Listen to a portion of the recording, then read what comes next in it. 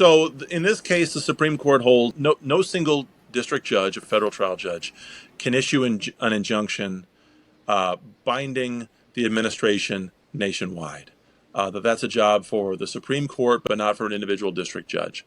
The court's decision is rooted in Congress. The court points out that Congress creates the lower courts, it empowers the lower courts, and the court's powers that ostensibly were used to give these kind of nationwide injunctions, that are issued 5 seconds after every executive order of any consequence these days, or 5 seconds after any new regulation. That if that power comes from anywhere, it would come from the Judiciary Act of 1789.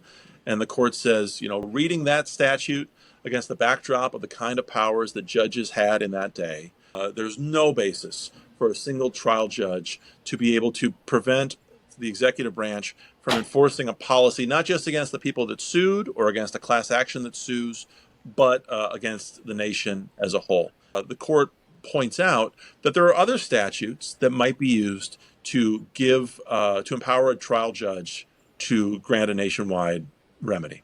And most importantly, the Administrative Procedure Act, the big statute governing most consequential agency decisions.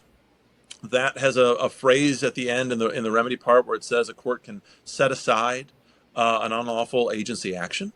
And so the Supreme Court in this decision says that, we're here just talking about the Judiciary Act of 1789.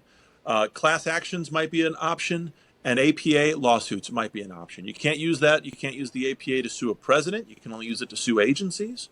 But there could still be a lot of nationwide relief. I have to admit, John, I didn't think the court would necessarily go this far, even. I thought the case felt like a bit of a jump ball to me. I thought maybe Chief Justice Roberts would write a majority opinion, kind of mend it, don't end it, say, yeah, you can have nationwide injunctions, but only in much more limited circumstances. The court definitely went further than that. And so now we will see, instead of the last 10 years of every group wanting to have their case be, so-and-so versus Trump or so-and-so versus Biden, now all the case names will get very boring. They will be so-and-so versus the Department of Commerce, and they will sue the agencies trying to block the president. We'll see how that plays out. The most interesting, to me, opinion in the stack was Justice Kavanaugh's concurrence for just this reason.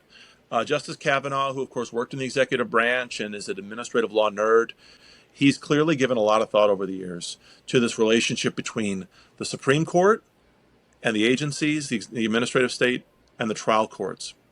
And Kavanaugh, in this short opinion, says, look, it's the job of the Supreme Court to give uniformity nationwide